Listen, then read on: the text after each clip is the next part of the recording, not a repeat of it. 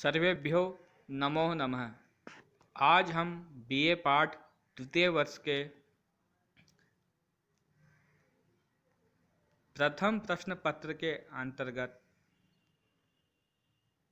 Third unit में वर्णित छंद विषय पर अध्ययन करेंगे।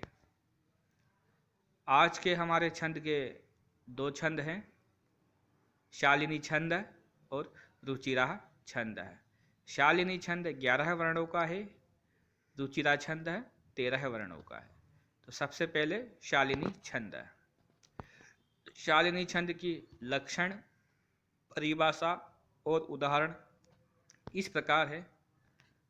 सबसे पहले लक्षण, मातौ गौ चेत शालिनी वेद लोके। यहाँ माँ से मगण तात्पर्य है, त से त और तौ से त। तो मगण, तगण और तगण। गौ, यह गौ द्विवचन में है तो दो गुरुवर्ण। तो जिस छंद में मगण, तगण, तगण व दो गुरुवर्ण होते हों, चेत शालिनी, वह शालिनी छंद होता है। वेद लोके से तात्पर्य यहाँ वेद का मतलब छंद शास्त्र में 4 माने गए हैं और लोक से मतलब 7। तो इस छंद में 4 व 7 पर यति होती है। तो एक बार फिर देखेंगे। मालिनी छंद, यह 11 वर्णों का समवर्णिक छंद है, जिसके प्रत्येक चरण में क्रमशः मा, मगण, त, तगण, तौ, तगण, गौ और अंत में 2 गुरुवर्ण होते हैं। इस छंद में वेद लोके, वेद से तात्पर्य 4 वर्ण, लोक से तात्पर्य 7 वर्ण, अर्थात 4 व 7 वर्ण पर यति होती है। अब इसका हम उदाहरण देखेंगे। हमें उदाहरण अभिज्ञान शाकुंतलम नाटक के ही देने हैं। तो यह अभिज्ञान शाकुंतलम नाटक का 5म अंक का अंतिम पद्य है, जो इस प्रकार है। सानिन्दन्ति स्वानि भाग्यानि बाला, बाहुत्क्षेपं क्रन्दितुं च प्रवृत्ता, स्त्री संस्थानं चाप्सरतीर्थमारा, दुत्क्षिप्य एनां ज्योतिरेकं जगाम। एक बार फिर पुनः देखेंगे। सानिन्दन्ति स्वानि भाग्यानि बाला, बाहुत्क्षेपं क्रन्दितुं च प्रवृत्ता, स्त्री संस्थानं चाप्सरतीर्थमारा, दुत्क्षिप्येनां ज्योतिरेकं जगाम। अब सर्वप्रथम हमने कहा है कि यह 11 वर्णों का समवर्णिक छंद है। तो देखते हैं, हर पंक्ति में 11 वर्ण होने चाहिए। तो सबसे पहले वर्ण गणना करते हैं। सा 1, नी 2, द 3, ती 4, वा 5, नी 6, भा 7, या 8, नी 9, बा 10, ला 11। इसी प्रकार द्वितीय पंक्ति में भी 11 वर्ण होंगे। गणना करते हैं। बा 1, हु 2, क्ष 3, प 4, क्र 5, दी 6, तु 7, च 8, प्र 9, व्री 10, ता 11। नीचे की दोनों पंक्तियों में भी 11 वर्ण हैं। अब हम इस उदाहरण में गण चिन्ह लगाकर देखते हैं कि सबसे पहले मगण, फिर तगण, फिर तगण व अंत में 2 गुरुवर्ण होने चाहिए। तो सा गुरु, नी क्या आ गया था न, तो गुरु, और द क्या आ गया था न, ये भी गुरु। तीनों गुरु म गण में होते हैं। इसी प्रकार ती गुरु, ती की आ गया था स है, तो आधे स की गणना नहीं होगी। वा गुरु, उन्नी लघु, गुरु गुरु लघु त गण में। इसी प्रकार भा गुरु, या गुरु नी लघु, तो गुरु गुरु लघु त गण में, और अंत में बा गुरु ला गुरु, दोनों वर्ण गुरु। इस प्रकार म गण त गण व दो गुरु के योग होने से यह शालिनी छंद का उदाहरण है।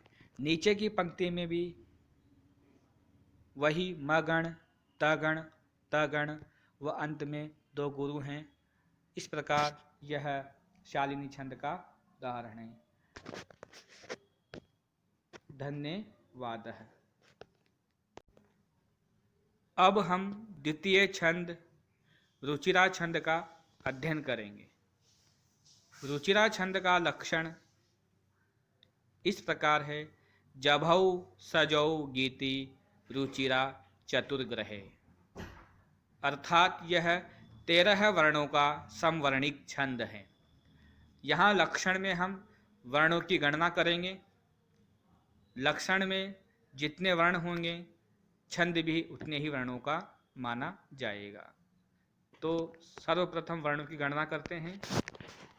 ज 1, भौ 2, स 3, जौ 4, गी 5, ती 6, रू 7, ची 8, रा 9, च 10, तू 11, ग 12, रहे 13, अर्थात यह 13 वर्णों का समवर्णिक छंद है, जिसके प्रत्येक चरण में क्रमशः है।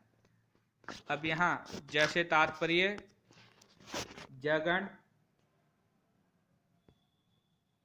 भ से तात्पर्य भगण, स से तात्पर्य सगण और ज से तात्पर्य जगण, और अंत में एक गुरु वर्ण के योग से यहाँ पर गी से गुरु वर्ण के योग से यहाँ 13 वर्ण होते हैं।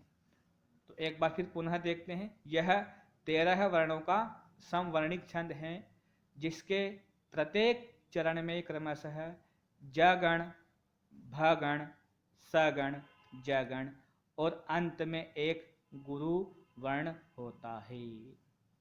इस छंद में चतुर्ग्रह लिखा है यहाँ पे, तो 4 ग्रह माने गए 9, तो 4 और 9 पर यति होती है। चतुर से तात्पर्य 4 और ग्रह से तात्पर्य 9। तो इस छंद में 4 और 9 पर यति होती है। तो यहाँ ध्यान देने योग्य प्रमुख बातें यह हैं कि यह 13 वर्णों का समवर्णिक छंद है और प्रत्येक चरण में जगण, भगण, सगण, जगण और अंत में एक गुरुवर्ण होता है, तथा यहाँ पर यति 4 और 9 वर्णों पर होती है। अब इसका हम उदाहरण देखेंगे। उदाहरण अभिज्ञान शाकुंतलम का ही है, जो इस प्रकार है। यह अभिज्ञान शाकुंतलम का भरत वाक्य है, यानी कि 7वें अंक का अंतिम पद्य, जो इस प्रकार है। प्रवर्तताम प्रकृति हिताय पार्थिवः सरस्वती फ्रुत महीयताम महीयताम ममापि च क्षपयतु नीललोहितः पुनर्भवम परिगत शक्ति रात्मभू। एक बार फिर देखेंगे। प्रवर्तताम प्रकृति हिताय पार्थिव सरस्वती फ्रुत महताम महीयताम ममापि च क्षपयतु नीललोहितः पुनर्भवम परिगत शक्ति रात्मभू। सबसे पहले यहाँ हम वर्णों की गणना करेंगे कि इसमें 13 वर्ण होने चाहिए प्रत्येक पंक्ति में। तो प्रथम पंक्ति हम देखते हैं। प्र 1 व 2 त 3 ता 4 माधाय गणना नहीं होगी। प्र 5 क्र 6 ती 7 ही 8 ता 9 य 10 पा 11 थी 12 और वह 13 है। इसी प्रकार स 1 र 2 व 3 ती 4 फ्रु 5 त 6 म 7 ह 8 ता 9 म 10 ही 11 है, यह 12 ता 13 है। यहाँ पर हमने कहा है कि 4 और 6 पर 4 और 9 पर यति होती है। तो प्रवर्ताम 4, सरस्वती 4, ममापि च 4 और पुनर्भवम 4, बाकी यह है 9 वर्ण। तो 4 और 9 पर यहाँ पर यति होगी। अब एक बार फिर अपन इसको देखते हैं। प्रवर्तताम प्रकृति हिताय पार्थिव सरस्वती स्फुत महताम महीयताम ममापि च क्षपयतु नीललोहितः पुनर्भवम परिगत शक्ति रात्मभू। अब हम गण चिन्ह लगा के देखेंगे। सबसे पहले कौन सा गण होना चाहिए? जगण, भगण, सगण और जगण। तो जगण सबसे पहले होना चाहिए जगण। तो जगण में सर्वप्रथम प्रलघु व गुरु, क्योंकि आगे उपराधार है तो व गुरु और त लघु, तो इनके योग से यह हो गया जगण, लघु गुरु और लघु। फिर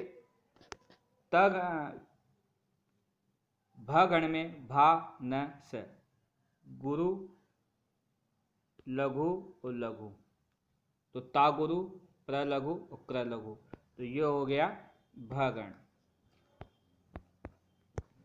फिर सगण में लघु लघु और गुरु स ल गा, तो ति लघु ही लघु और ता गुरु, तो ये हो गया सगण। पुनः जगण में लघु गुरु और लघु होना चाहिए, तो यह लघु पा गुरु और थ के छोटी की मात्रा है तो ये लघु और पा गुरु, तो लघु गुरु और लघु के योग से यह है जगण। इस प्रकार इस छंद में जगण, भगण, सगण, पुनः जगण व अंत में एक गुरु वर्ण होने से यह 13 वर्णों का समवर्णिक छंद है। आज के लिए इतना ही। शुभास्ते पंथानः सन्तु। धन्यवाद।